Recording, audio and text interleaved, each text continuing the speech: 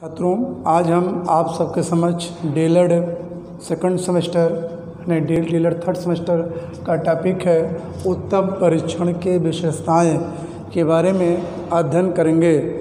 तो बात करते हैं छात्रों, उत्तम परीक्षण की विशेषताएं या जो क्या होती है उत्तम परीक्षण विशेषताएं।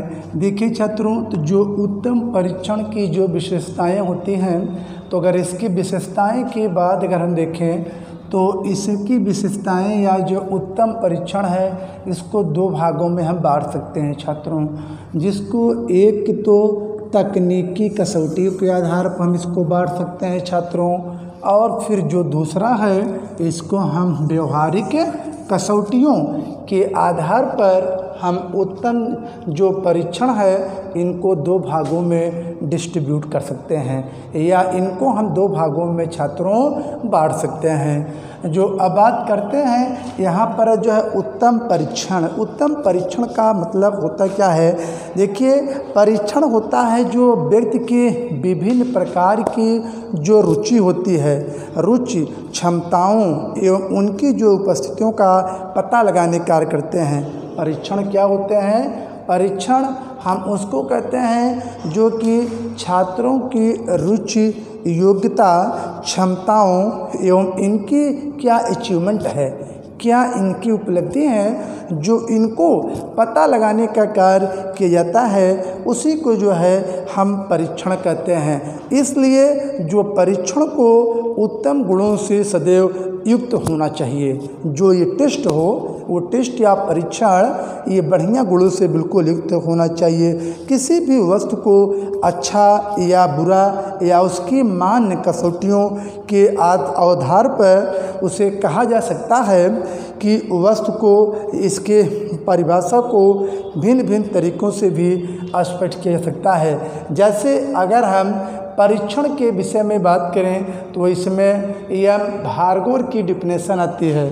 भार्गव, तो जो भार्गव की डिफिनेशन है उन्होंने उत्तम परीक्षण के संदर्भ में डिफाइन किया है।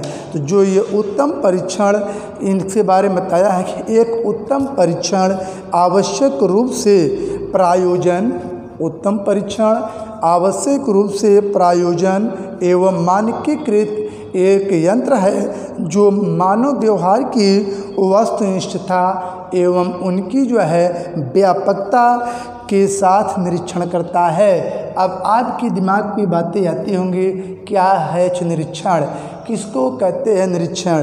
तो ये मैं आपको जो है भार्गव की जो डिफिनेशन बताती है कि इन्होंने जो है बताया है कि एक बढ़िया परीक्षण आवश्यक रूप से प्रायोजन एवं जो है मानकीकृत एक यंत्र है, एक मानक बनाने का एक जो है टूल है या एक यंत्र है। तो इसी के आधार पर जो मानव व्यवहार की वस्तुनिष्ठता एवं जो है व्यापकता के साथ वो हमेशा ये निरीक्षण करने का कार्य करती है। तो आपके ध्यान में बातें आती होंगी छात्रों, ये मैं परिभाषा आपको बता रहे हैं। तो इसमें जो है मैं आपको बता रहे हैं प्रयोजन। अगर देखें छात्रों तो ये होता क्या है, जो प्रयोजन है इसी को जो है अगर देखा जाए तो यह है दर्शन शास्त्र की एक प्रमुख अवधारणा या वाद है। अगर प्रयोजन के विषय में देखें छात्रों तो प्रयोजन का अर्थ होता है मुख्य प्रकार की जो योजना बनाने से होता है, या प्रयोजन के संदर्भ में जो विचारों को व्यक्त किया गया है उसी को एक नाम और इसमें जोड़ा गया है छात्रों, प्रयोजनवाद। तो अगर हम प्रयोजनवाद के विषय में देखें या मुख्य रूप से या जो उचित प्रकार से ये जो योजना बनाने कार्य की करते हैं, तो इस जो है प्रयोजनवाद शब्द का सर्वप्रथम प्रयोग संयुक्त राज्य अमेरिका में हुआ था। तो जो संयुक्त राज्य अमेरिका में कार्ल पियर्स या जो है चार्ल्स पियर्स थे, सर्वप्रथम इन्होंने जो है प्रयोजनवाद शब्द का प्रयोग किया था, या उन्हीं को जो है सर्वप्रथम प्रयोजनवाद शब्द को श्रेय करने का या प्रयोग करने का श्रेय उन्हीं को हासिल था। अब प्रयोजनवाद के विषय में देखें तो इसमें कार्ल रोजर्स की जो डिफिनेशन है या कार्ल पियर्स की है, उन्होंने ये बताया छात्रों कि जो प्रयोजनवाद है वो मस्तिष्क का जो है दृष्टिकोण विचार है। प्रयोजनवाद मस्तिष्क का स्वभाव एवं ये दृष्टिकोण है। यह जो है सत्य एवं विचारों की परिवर्तनशीलता का एक प्रमुख आधार के रूप में छात्रों जाना जाता है, जिनको हम प्रयोजनवाद कहते हैं या इसी को प्रयोजन के नाम से छात्रों जानते हैं। अगर प्रयोजनवाद विषय में देखें, सत्य सदैव परिवर्तनशील होता है। जैसे प्रयोजनवाद विषय में बातें कही गई है, सत्य सदैव परिवर्तनशील होता है।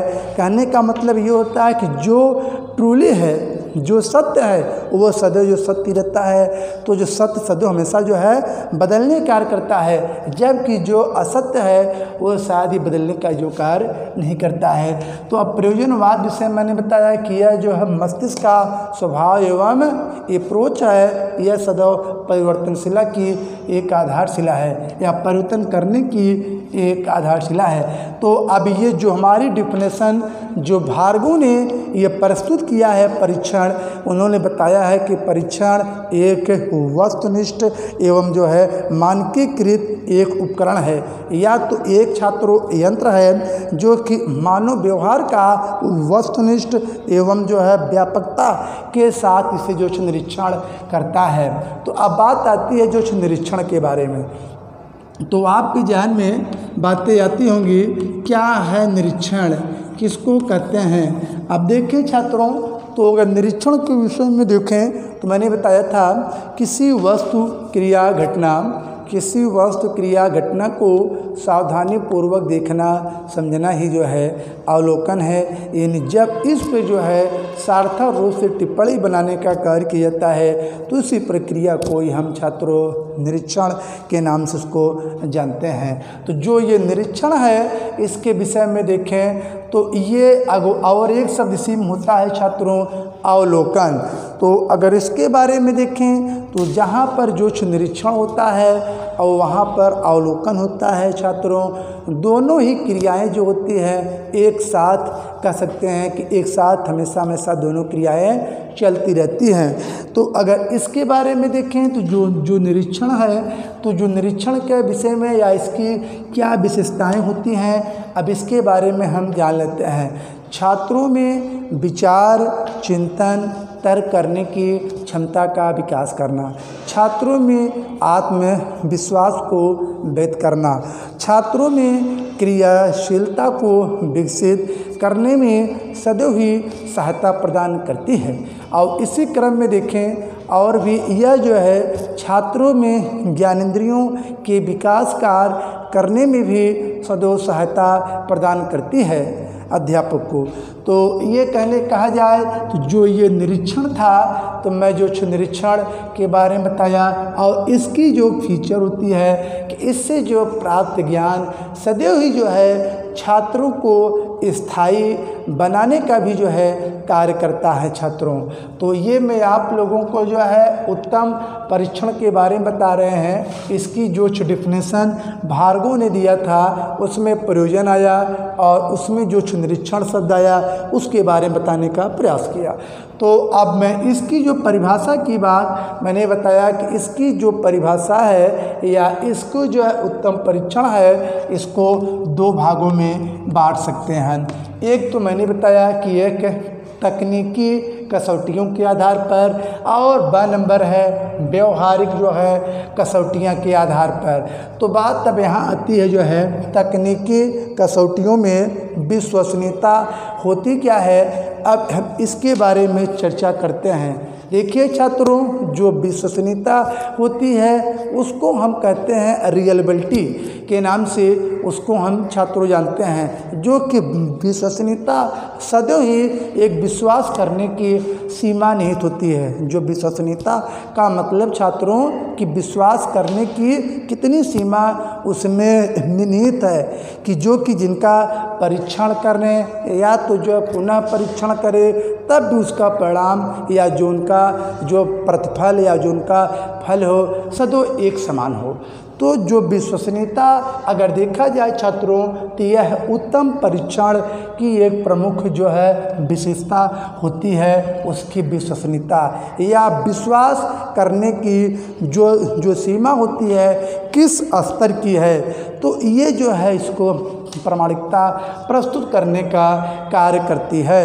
तो मैंने आपको जो है फ्रीमैन के अनुसार बताया कि जो विश्वसनीयता होती है यह जो है उस विशेषता से है जिसमें एक परीक्षण आंतरिक जो रूप से सदैव ही समान होता है और जिसमें आंतरिक रूप से एक समान होता है और इसमें और जो परीक्षण और पुनर्परीक्षण में एक समान फल देने का कार्य करता है। चाहे उसका हम परीक्षण करें, चाहे उसका जो है फिर से जो है परीक्षण करने का कार्य करें, लेकिन जो छात्रों जो उनका फल होता है या उसका फल क्या होता है, सदैव एक विश्वास के लायक होता है या विश्वास कराने तक सीमित होता है कि आप कितनी ही बार जो है बालक का मूल्यांकन करें या बालक का कितनी बार जो उनका टेस्ट करें या परीक्षण करें, लेकिन जो उनका परिणाम आएगा तो एक समान ही आएगा। अगर शून्य आ रहा है तो जाहिर सी बात है कि जब आप परीक्षण करेंगे या जितनी बार आप पुनर्परीक्षण करेंगे तो उसका जो फल कितना आएगा, सदैव ही जो है अगर शून्य आ रहा है तो उसका शून्य आएगा। अगर उसके ऊपर जो कुछ परिणाम या परीक्षण करने पर आ रहा है उसका जो अप्रोच, तो वो हमेशा जो है उसी के अनुसार जो बताने का प्रयास करता है। अब देखें छात्रों, मैं आपको जो है फ्रीमैन के अनुसार जो है जो विश्वसनीयता है उसके जो डिफिनेशन है, फ्रीमैन की जो मैच डिफिनेशन आपको जो है बताया, तो फ्रीमैन की जो डिफिनेशन के बाद अब आगे आती है इनकी विधियाँ। अब देखें जो विश्वसनीयता के बारे में मैंने बताया, अब उसके बाद आगे आती है क्या इनकी विधियाँ आती है। अब विधियों के बारे में जान लेते हैं। देखिए छात्रों, जो ये विश्वसनीयता होती है, जो रियलेबिलिटी होती है वो या जो विश्वास करने की जो सीमाएं प्रत्येक जो है उपकरण या मानकीकृत उपकरण में जो निहित होता है, तो उसकी भी कुल इसको हम 4 भागों में छात्रों बांट सकते हैं, या जो इनकी विधियां हैं इनको हम कितने स्तर बांट सकते हैं, 4 में। पहला जो है परीक्षण एवं पुनर्परीक्षण। अब देखें परीक्षण होता क्या है, पुनर्परीक्षण होता क्या है। अगर देखें तो जो विश्वसनीयता है उनकी विधियों में देखें तो यह एक प्रमुख विधियां मानी गई है जिनको हम परीक्षण एवं पुनर्परीक्षण के नाम से छात्रों इसको जानते हैं। अगर देखें तो ये तो जो परीक्षण के बारे में मैंने बताया कि यह एक मानकीकृत परीक्षण है जो कि छात्रों में व्यवहार परिवर्तन लाने का कार्य करता है, छात्रों ये बताया। लेकिन यहाँ पर जो है एक पुनर्परीक्षण आ गया, तो कहने का मतलब जो इनकी विधियाँ है इसे जो परीक्षण एवं पुनर्परीक्षण दोनों में ही छात्रों निहित है। अब देखें पुनर्परीक्षण क्या होता है, तो पुनर्परीक्षण का मतलब फिर से या बार बार जब हम परीक्षण करते हैं किसी जो है वस्तु का, तो इसका जो है यानी परिणाम जो वही आता है, तो ये विश्वसनीयता। तो जो विश्वसनीयता है उसकी विधियों में देखें तो जो पहली विधियाँ उसकी है परीक्षण एवं पुनर्परीक्षण, जो कि एक महत्वपूर्ण जो विधियाँ हैं विश्वसनीयता की। फिर आगे आता है समांतर प्रारूप विधि। देखें छात्रों, जो विश्वसनीयता है ये विश्वसनीयता की जो दूसरी सर्वोत्तम विधि है या प्रमुख विधियां है समांतर प्रारूप।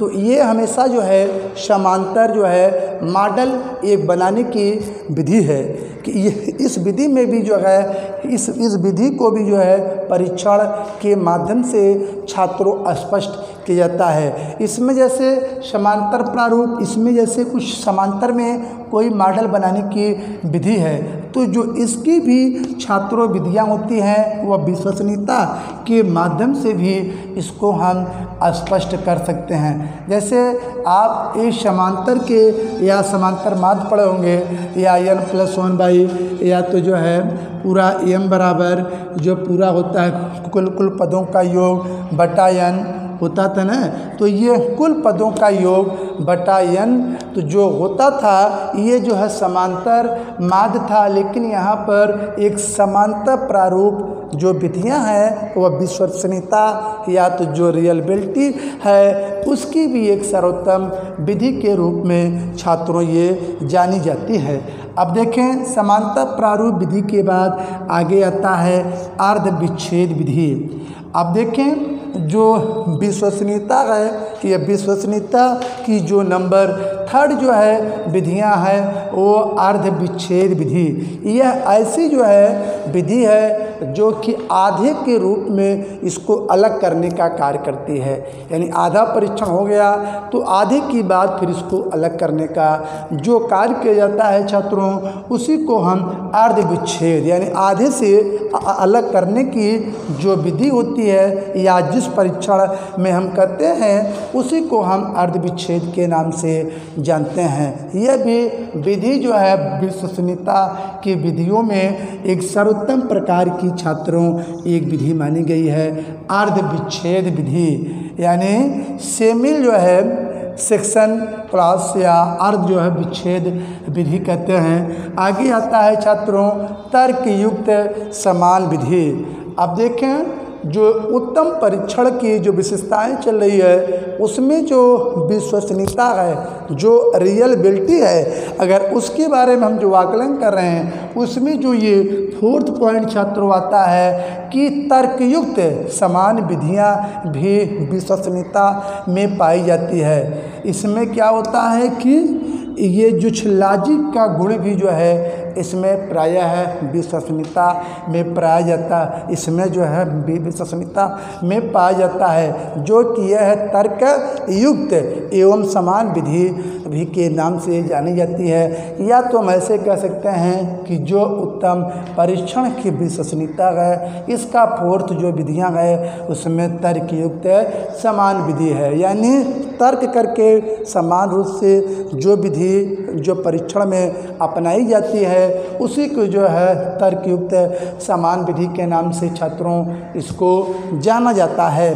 अब देखें तो मैं अभी तक आपको जो विश्वसनीयता है उसकी विधियों के बारे में छात्रों अध्ययन किया।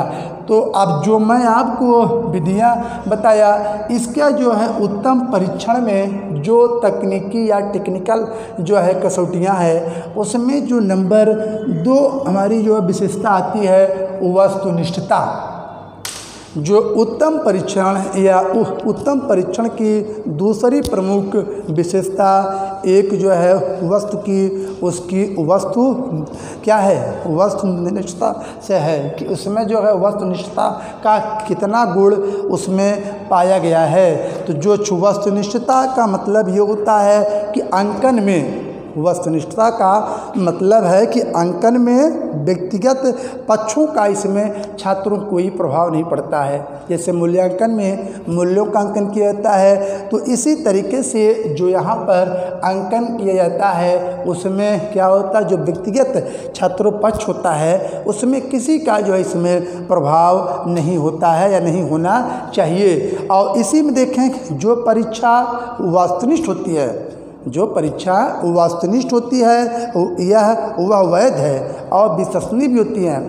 जो परीक्षा अगर बात करें कि जो वस्तुनिष्ठ रूप में जो विद्यालय में जो परीक्षाओं का छात्रों आयोजन किया जाता है, जो अगर परीक्षाएं वस्तुनिष्ठ उसमें भी विश्वसनीयता एवं जो इसमें वैधता दोनों का गुण छात्रों उसमें पाया जाता है। यदि कोई परीक्षा वस्तुनिष्ठ तब होती है जब उसके प्रश्नों के उत्तर पर अंक देते समय विभिन्न व्यक्तियों का भिन्न भिन्न जो है उसमें मत होता है, भिन्न भिन्न प्रकार की जो इसमें वोट होता है। तो ये सारी इसमें बात आती है कि भिन्न भिन्न मत न हो, भिन्न भिन्न व्यक्तियों का भिन्न भिन्न प्रकार के इसमें प्राय मत न हो। तो इस प्रकार की जो परीक्षा होती है हम उसको क्या कहते हैं, वस्तुनिष्ठ प्रकार की जो है परीक्षाओं के नाम से छात्रों उसको जानते हैं। कहने का मतलब ये होता है कि जो उसमें भिन्न भिन्न प्रकार के जो व्यक्त होते हैं और उसमें भिन्न भिन्न प्रकार के उनके मत प्राय इसमें ना हो, तो उसी जो है परीक्षण को हम छात्रों क्या कहते हैं, वस्तुनिष्ठता के परीक्षण के नाम से इसको हम छात्रों जानते हैं। जो कि हमारी उत्तम जो परीक्षण की विशेषताएं होती है, इसकी विशेषताएं में ये नंबर 2 पॉइंट है वो वस्तुनिष्ठता। तो जो वस्तुनिष्ठता ये परीक्षा में जो जिसमें अगर वस्तुनिष्ठता परीक्षाओं का आयोजन होता है उसमें प्राय जो है विश्वसनीयता एवं जो है इसमें क्या होता है, वैधता आदि गुण का भी होना अत्यंत ही आवश्यक होता है। अब आगे जो नंबर 3rd पॉइंट छात्रों आती है वैधता। तो वैधता जिनको हम छात्रों क्या बोलते हैं, वैलिडिटी कहते हैं। तो जो वैधता होती है, तो अगर वैधता के बारे में देखें, जब तक कोई भी जो है परीक्षण वैध नहीं होता है, जब तक कोई भी परीक्षण छात्रों वैध नहीं होता है, तब तक वह उपयोगी भी नहीं हो सकता। पहले उसको हम परीक्षण को वैध बनाएंगे, वैलिडिटी के रूप में लाएंगे, तभी तो उसकी उपयोगिता हम समझेंगे। उसके बाद होता है कि वैधता एक परीक्षण का गुण है, या यदि परीक्षण वही मापना है। अगर इसके बारे में देखें छात्रों, तो जो वैधता है इसमें क्रॉनबर्ग की डिफिनेशन अत्यंत ही महत्वपूर्ण है। अगर वैधता के संदर्भ में देखें तो इसमें क्रॉनबर्ग की डिफिनेशन ये महत्वपूर्ण, उन्होंने कहा है कि वैधता वह सीमा होती है, वैलिडिटी या वैधता वह सीमा होती है जिस सीमा तक परीक्षण का वही निर्माण करता है जिसके लिए उसे निर्माण कार्य किया जाता है। ये क्रॉनबर्ग की डिफिनेशन छात्रों कहती है, और जिसके मापन के लिए इसका निर्माण किया जाता है वही वैधता होती है। तो अब देखिए, जैसे मैंने यहाँ बताया कि वैधता वह सीमा होती है जिस सीमा तक परीक्षण का वही निर्माण करता है जिस मापन के लिए उसे बनाया गया हो। तो अब इसी जो वैधता के बाद आगे जो 4th पॉइंट छात्रों हमारा आता है विभेदकारिता। अब देखें, जो ये उत्तम परीक्षण है, ये उत्तम परीक्षण की ये 5वीं जो विशेषता या जो 4थी विशेषता है वह विभेदकारिता, यानी इसमें प्राय जो है विभेद या जो है डिफरेंस करने का प्राय गुण इसमें विद्यमान रहता है। ऐसे परीक्षण में या तो ऐसे परीक्षण में क्या होते हैं, इसमें विभेदकारिता के भी गुण इसमें प्राय विद्यमान होते हैं। जैसे एक अत्यंत प्रतिभाशाली बालक कक्ष में बैठे होते हैं, कुछ एक मंद बुद्धि के बालक, दोनों मिलकर कक्ष में बैठे होते हैं, तो इन दोनों में जो भेद करने का कार्य किया जाता है तो उसी प्रक्रिया को छात्रों हम क्या कहते हैं, विभेद कहते हैं। तो ये क्या है कि जो हमारे उत्तम परीक्षण है या जो उत्तम परीक्षण की जो विशेषताएं होती हैं उसमें अगर देखें तो जो टेक्निकल या जो तकनीकी कसौटी है उस कसौटी में जो 4th पॉइंट है विभेदकारिता का गुण भी परीक्षण में होना अत्यंत ही आवश्यक होता है। जैसे कहा यह जाए कि किसी के बालक, जैसे कोई मानसिक रूप से जैसे पिछड़ा बालक है, कोई बिल्कुल तीव्र बुद्धि का बालक है, तो इसमें अध्यापक इन दोनों के गुणों में जो परीक्षण करने के या जो विभेद करने का कार्य करता ही है, या तो जो अंतर करने का गुण उसमें विद्यमान होता है परीक्षण में, उसी को हम क्या कहते हैं, विभेदकारिता के नाम से छात्र उसको जानते हैं। अब आगे हमारा जो 5वां पॉइंट है छात्रों, जो उत्तम परीक्षण की विशेषताएं हैं उसमें मानक, जिसको हम बोलते हैं स्टैंडर्डाइजेशंस या मानकीकरण या स्टैंडर्ड। तो अब मानक के विषय में देखें छात्रों, क्या होता है स्टैंडर्ड। तो मानक के बारे में देखें, जैसे शैक्षिक एवं मनोवैज्ञानिक जो मापन होते हैं, शैक्षिक एवं जो मनोवैज्ञानिक मापन होते हैं, मापन में जो प्राप्तांक होता है, प्राप्तांक का अर्थ समझने, उनकी व्याख्या करने के लिए कुछ हमको मॉडल्स या कुछ प्रतिमान की छात्रों हमको आवश्यकता पड़ती है। तो इन जो है प्रतिमानों को मानक भी कहा जाता है। जिनमें हमको कुछ जो है अर्थ समझने या जो कुछ प्राप्तांक होते हैं उनको हमको अर्थ को समझने या उनकी जो व्याख्या करने के लिए जो हमको प्रतिमान की ज़रूरत पड़ती है छात्रों, उसी को हम मानक कहते हैं या उसी को छात्रों हम स्टैंडर्ड या उसी को हम मानक कहते हैं। इन प्रतिमानों को अगर देखा जाए तो जो मानकों का डिटर्मिनेशन होता है, जो मानकों का निर्धारण होता है, वो प्रमाणीकरण प्रक्रिया का छात्रों एक आवश्यक पक्ष है। बिना मानकों के परीक्षण के प्राप्तांक की व्याख्या नहीं की जा सकती है। अब व्याख्या किसकी की जाएगी? जो कि एक मानकों में या जो प्राप्तांकों, जबकि एक मानक का जो परीक्षण होता है जब तक कि बिल्कुल क्या होता है छात्रों स्पष्ट ना हो। जब स्पष्ट रहेगा तभी तो हमको आचरण से परीक्षण छात्रों कर पाएंगे। तो कहने का मतलब ये पॉइंट था जो कि हमारा ये उत्तम परीक्षण की विशेषताएं अगर देखें छात्रों, तो जो ये मानक है, तो मानक में अगर हम देखें तो मुख्य रूप से 4 प्रकार के मानक जो है देखे जाते हैं। तो इसमें अगर मानक के बारे में देखें तो इसमें आयु स्तर का मानक, अगर मानक के बारे में देखे जाए तो क्या आता है इसमें आयु जो है आयु मानक हो गया। तो आयु मानक के बाद फिर नंबर जो दूसरा आता है छात्रों वो श्रेणी मानक आता है। आयु मानक फिर श्रेणी मानक हो गया। फिर श्रेणी मानक के बाद फिर आगे आता है शतांशीय मानक आता है, शतांशी मानक हो गया। फिर इसी के बाद शतांशी जो है मानक हो गया। फिर इसी के बाद फिर आगे जो आता है हमारा चौथा मानक है वो प्रामाणिक जो है मानक होते हैं। तो इसी तरीके से छात्रों अगर हम देखें जो हमारा स्टैंडर्ड है, जो हमारा मानक है, इसको हम 4 प्रमुख मानकों में बांट सकते हैं, जिनमें आयु मानक हो गया, श्रेणी मानक हो गया, शतांशी मानक हो गया, फिर इसमें क्या आता है प्रामाणिक मानक आते हैं। तो ये था जो है मैं मानक के बारे में आप सभी को बताया। फिर आगे आता है इसके जो अगली कसौटी आता है छात्रों प्रैक्टिकली है, जिनमें क्या है जिसको कहते हैं व्यवहारिक कसौटी। अगर हम उत्तम परीक्षण के विशेषताओं के बारे में देखें तो ये जो है इसकी जो है दूसरी कसौटी जो व्यवहारिक है, इसमें पहला पॉइंट आता है स्वदेशपूर्णता। जो उत्तम परीक्षण की विशेषताएं होती हैं वह प्रायः क्या होती है स्वदेशपूर्ण होती है। इसमें जाहिर सी बात है कि कोई न कोई इसमें एक जो है निश्चित उद्देश्य की छात्र इसमें प्राप्ति होती है। इसीलिए यह कहा गया है कि यह जो है स्वदेश पूर्णता है। और इसके बाद देखें जो नंबर 2 आता है वाइडर।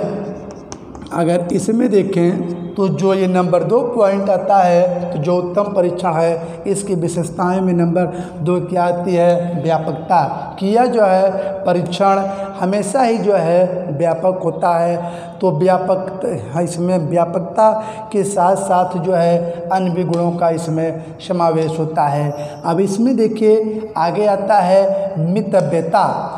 अगर इसके संदर्भ में देखें तो जो उत्तम परीक्षण की विशेषताएं होती है उस व्यवहारिक कसौटी में मितव्ययता भी होती है। इसमें अधिक से अधिक जो है खर्च भी जो प्रायः इसमें या तो महंगा सिद्ध न हो, इसके लिए इसीलिए ये अति महत्वपूर्ण पक्ष व उद्देश्य पूर्णता में यह जो है सहायक पदों की परीक्षण में इसको स्थान दिया जाता है मितव्ययता को। अब देखें जो मितव्ययता है, अब उसके बाद आता है उपयोगिता। जो मितव्ययता के बाद जो उत्तम परीक्षण की अगली जो विशेषता होती है उपयोगिता की, इसका जो है अच्छे ढंग से उपयोग भी किया जाता है।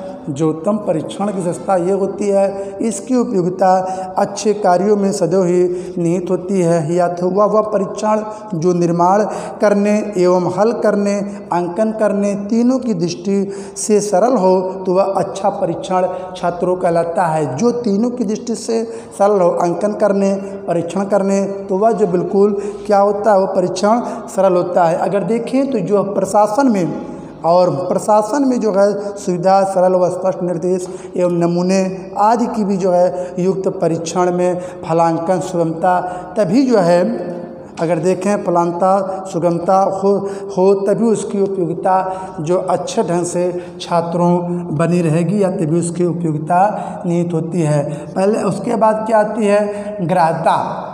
अगर देखें छात्रों जो उत्तम परीक्षण की प्रमुख विशेषता ये होती है कि उसमें ग्राह्यता या तो जिसको कहते हैं रिसीवर के गुण भी उसी के अंदर छात्रों विद्यमान रहते हैं। जो रिसीव करने के गुण प्राय उनके अंदर विद्यमान रहते हैं, इसीलिए उनको ग्राह्यता का नाम छात्रों दिया गया है। फिर इसी क्रम में देखें फिर अगला जो आता है छात्रों छठा पॉइंट, ये प्रतिनिधित्व। जो उत्तम परीक्षण की विशेषताएं होती हैं उस परीक्षण में देखें छात्रों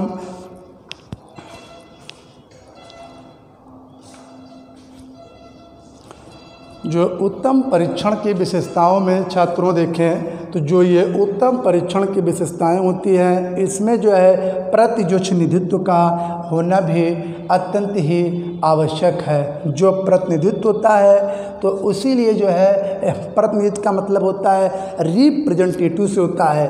तो उत्तम परीक्षण की विशेषताएं ही जो है प्रतिनिधि का जो निर्माण करने का भी जो है कार्य करती है या प्रतिनिधित्व का निर्माण कार्य करने में सदैव ही जो है छात्रों ये सहायता प्रदान करने का कार्य करती हैं। तो यही देखा जाए तो जो उत्तम परीक्षण की हमारी विशेषता होती है, एक जो है हम इसको दो भागों में छात्रों बांट सकते हैं। एक तो जो है तकनीकी कसौटी, फिर जो दूसरा पॉइंट है व्यवहारिक कसौटी। जो हमारा ये तकनीकी कसौटी है इसमें आता है पहला विश्वसनीयता, फिर जो इसकी विधियाँ आता है, फिर वस्तुनिष्ठता, फिर थर्ड आता है वैधता आता है, फिर चौथा विभेदकारिता, पांचवा मानक हो गया। तो मानक में मैंने आयु मानक, श्रेणी मानक और शतांशी मानक, फिर प्रमाणिक मानक। कहने का मतलब ये जो चार मानक इसमें बताएं। और उसके बाद फिर आगे आता है इसमें व्यवहारिक कसौटियाँ। व्यवहारिक कसौटी में पहला मैंने स्वदेशपूर्णता के बारे में बताया, फिर नंबर जो दो आता है व्यापकता, फिर नंबर थर्ड आता है मितव्ययता, फिर चौथा उपयोगिता, पांचवा ग्राह्यता, छठवां प्रतिनिधित्व के बारे में। तो ये मैं उत्तम जो परीक्षण है इसकी विशेषताओं के बारे में छात्रों आप सबके समक्ष बताया। फिर छात्रों हम मिलेंगे किसी एक नए टॉपिक के साथ। जय हिंद जय भारत।